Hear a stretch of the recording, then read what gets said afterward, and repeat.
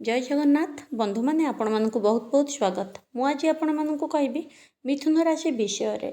तेबे वायु तत्वर मिथुन राशि होची राशि एवं बुद्धंकर प्रथम राशि।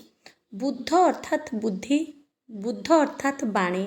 तेबे मु एठी खोलाखोली भाव में आपन को कहबाकू चाहे मिथुन राशि लोक भल वाणीयुक्त होती। साधारणतः आमर ओडिया घरे कहते तू बहुत बाणिया नहीं कि से भाव में से मैंने बहुत भल वाणीयुक्त होती। निज कथा द्वारा अन्य मानक आट्राक्शन करवा, निज कथार अन्य मानक बांधिबा, निज कथार अन्य मानक निज पछरे बुलेबार काम तांकू ठीक से जना थाए। कौ जगार कौन कथा कही क्या केमती कैप्चर करा जिवो मिथुन राशि लोक मैंने खूब भल से जानी था। कारण बुद्ध निजर वाणी सहित बा कम्युनिकेशन स्किल सहित जोड़ा होता है। अर्थात क्या सहित केमिति आमे संपर्क अर्थात क्या सहित केमिति आमे संपर्क रखिबा, क्या सहित केमिति आमे जोड़ी होइकी रहिबा ताहा बुद्ध ग्रह द्वारा बहुत जोर संभव होता है। बुद्ध ग्रह मिथुन राशि को गाइड करूथांती, मिथुन राशि कैप्टेनशिप रे थांती। सेथिपई मिथुन राशि निज वाणी द्वारा अन्य मानक आकर्षण करिथांती। कोठी ना कोठी मिथुन राशि भितरे पिलाड़िया स्वभाव रही थाए। कारण बुद्ध हेउचंती राजकुमार भली स्वभाव बा निजे राजकुमार मध्य। तेणु जेहेतु ग्रह भितर बुद्ध हेउचंती राजकुमार, जानी पारिथिबे राजकुमार होउचंती यंग पर्सनालिटी बा युव स्वभाव गुण, जी कि सबु बेले निजको एनर्जेटिक अर्थात सबु बेले बलवान भाविबे, निजको सुंदर भाविबे, निजर काम को सुंदर भाविबे, निजे मध्य सबु जगार केबे निजको बुढ़ा बा बुढ़ी भली देखैबा को चाहती नहीं। सबु बेले एनर्जी रुहंती एवं प्रत्येक जिनिस को बहुत आग्रह सह करती। से माने जोठी थांती सेठी चारि चांद लगी जाए। अर्थात मिथुन राशि लोक जोठी प्रेजेंट थांती सेठी कहीं मन दुख करी प्राय बसी पारंती नहीं। सी कोठी ना कोठी अन्य मानक खुशी करई दियंती, हसी दियंती, माहौल को पूरा भल भाव में संभाली नहीं थांती। सी आसीगला माने समस्ते पूरा दिल गार्डन गार्डन हो जाए, माने मनरे पूरा फूल फुटी जाए। यही स्वभाव मिथुन राशि लोक होती। कोठी कोठी तांकु लोक बहुत पवना बोली कहती, किंतु देखंतु पवना ये तो मैंने भावती कि बोधे हावा करची, किंतु एटा तो सत। कारण देखंतु से वायु तत्वर लोक, वायुर पवनर काम कौन सांगे सांगे खेलई ही जिबा, गोटे जगार आउ गोटे जगह को प्रवाहित हवा बा गोटे जगार आउ गोटे जगह को पलई जिबा।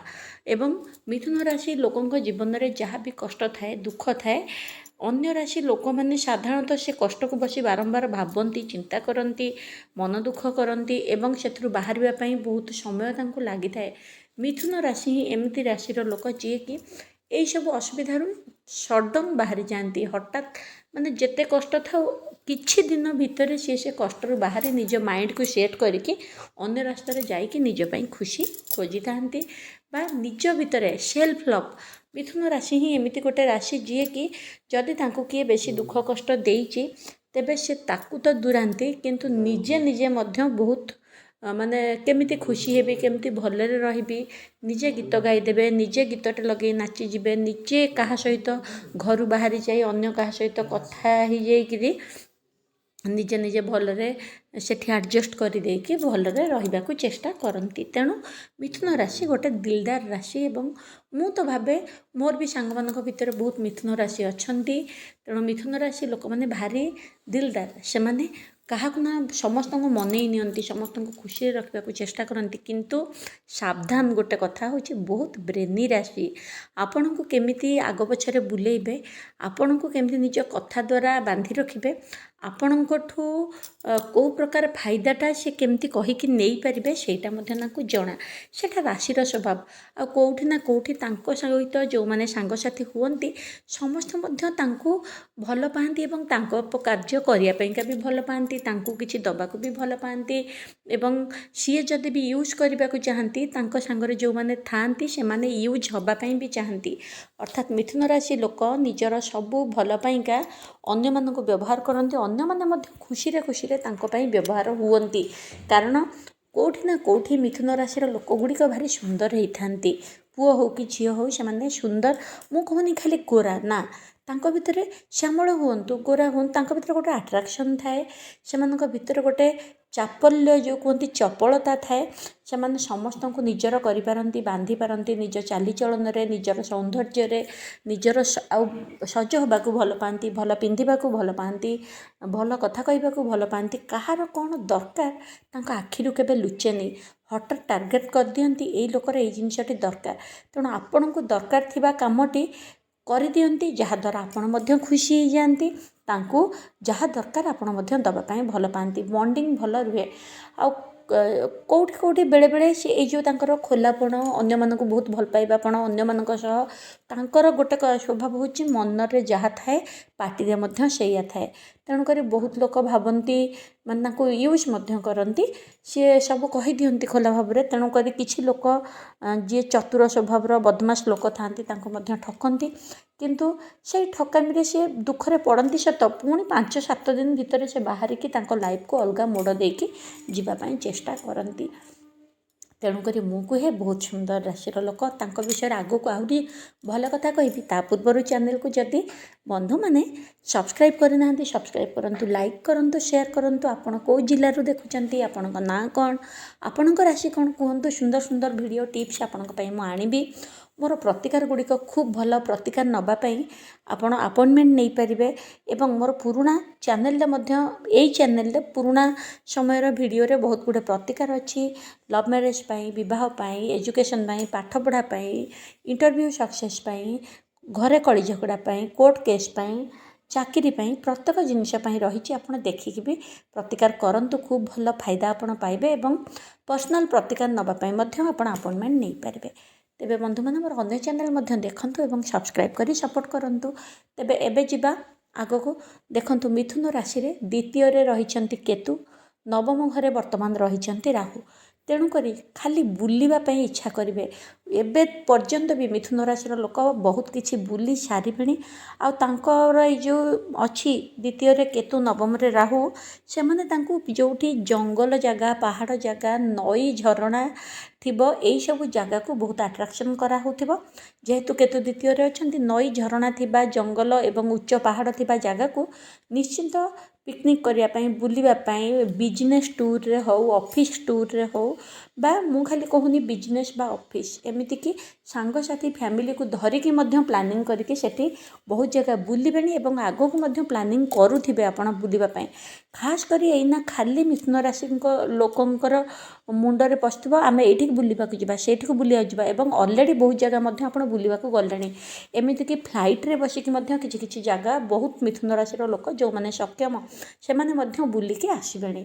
ଏଇଟା ଆପଣ ଯଦି ମିଶାଇ ପାରୁଛନ୍ତି ନିଜ ସହ, କେତେ ଠିକ୍ କେତେ ଭୁଲ ଆପଣ କୁହନ୍ତୁ। ମିଥୁନ ରାଶିର ଆଗକୁ ବୃହସ୍ପତି ମେ ମାସ 20 ପରେ ଆପଣଙ୍କର ବୃହସ୍ପତି ଶୁଦ୍ଧି ଆସିବାର ଅଛି। କର୍କଟ ରାଶିକୁ ବୃହସ୍ପତି ଆସିଲେ ମିଥୁନ ରାଶିର ମିତ୍ର ରାଶି ବହୁତ ହିଁ ଭଲରେ କଟିବ। ବୃହସ୍ପତି ଆସିଗଲା ପରେ ମିଥୁନ ରାଶିରେ ବହୁତ ଚେଞ୍ଜେସ୍ ଆସିବ। ଯେହେତୁ ଆଗକୁ ଆସିବାର ଅଛି ଆପଣଙ୍କର ବୃହସ୍ପତି, ସେତେବେଳେ ଆପଣଙ୍କୁ ଟଙ୍କା ବି ମିଳିବ, ଧନ ବି ମିଳିବ, ସମ୍ପତ୍ତି ବି ମିଳିବ। ମେ ମାସ ପରଠୁ ସବୁ ପ୍ରକାର ସୁବିଧା ହେବ। ତେଣୁ ଏବେ ଆପଣଙ୍କ ପାଖରେ ଚଳିବା ପାଇଁ ଯେମିତି ଟଙ୍କା ଆପଣଙ୍କର ଆଡ଼ଜଷ୍ଟ ହେଇଯାଉଥିବ ଦୁଃଖେ ସୁଖେ, କିନ୍ତୁ ଅଯଥା ଆଜେବାଜେ ଖର୍ଚ୍ଚ କରିଦିଅନ୍ତୁନି। ଭାବିଚିନ୍ତି କିଛି ପଇସା ମଧ୍ୟ ସଞ୍ଚୟରେ ରଖନ୍ତୁ, କାହିଁକିନା ପଇସା ଆସିଲା ବେଳୁ ଆପଣଙ୍କର ଆହୁରି 3-4 ମାସ ଟାଇମ୍ ଲାଗିବ ଇଜି ଫ୍ଲୋ ହେବା ପାଇଁ। ତେଣୁ ପଇସା ସଞ୍ଚୟରେ ରଖନ୍ତୁ, ଦରକାର ଜାଗାରେ ଖର୍ଚ୍ଚ କରନ୍ତୁ। ହଁ, ମୁଁ କହୁନି ପୁରା କଞ୍ଜୁସ୍ ହେଇଯାଆନ୍ତୁ, ଯେଉଁଠି ବୁଲିବା ଦରକାର ଖର୍ଚ୍ଚ କରନ୍ତୁ, ଯେଉଁଠି କିଣିବା ଦରକାର କରନ୍ତୁ।